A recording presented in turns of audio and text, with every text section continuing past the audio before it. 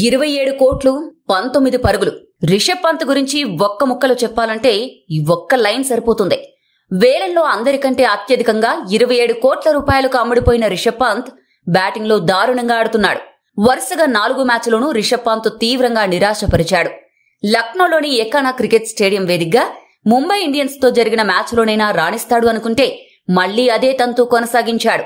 కేవలం 2 పరుగులే చేసి పెవిలియన్ బాట పట్టాడు. హార్దిక్ పాండ్యా బౌలింగ్ లో 10.4 ఓవర్ దగ్గర కార్బిన్ బాష్ కు క్యాచ్ ఇచ్చి వెనుదిరిగాడు. దీంతో పంత్ ఫ్యాన్స్ ఆందోళన చెందుతున్నారు. ఇదే సమయంలో క్రికెట్ అభిమానులంతా పంత్ను దారుణంగా ట్రోల్ చేస్తున్నారు. గ్యాప్ లేకుండా మీమ్స్ రూపంలో ఓ ఆట ఆడేసుకుంటున్నారు. పాపం లక్నో ఓనర్ సంజీవ్ గోయంకా పరిస్థితి ఏంటో అంటూ ఫన్నీగా కామెంట్లు చేస్తున్నారు. ఈ సీజన్లో పంత్ 4 మ్యాచ్ల్లో చేసిన మొత్తం పరుగులు 19 మాత్రమే. తొలి మ్యాచ్లో డకౌట్ అయిన అతడు ఆ తరువాతి మ్యాచ్లో 15-2 పరుగులు మాత్రమే చేయగలిగాడు. రిషబ్ పంత్ అవుట్ అయిన వెంటనే సోషల్ మీడియాలో లక్నో సూపర్ జైంట్స్ అభిమానుల ఆగ్రహం పెల్లుబికిందే. ఈ స్టార్ బ్యాటర్ ఢిల్లీ క్యాపిటల్స్ తో జరిగిన తొలి మ్యాచ్లో ఖాతా తెరవలేకపోయాడు. రెండో మ్యాచ్లో సన్ రైజర్స్ హైదరాబాద్ పై కేవలం 15 పరుగులు మాత్రమే చేయగలిగాడు. ఇప్పుడు 4వ మ్యాచ్లోనూ సింగిల్ డిజిట్ కే పెవిలియన్ చేరాడు.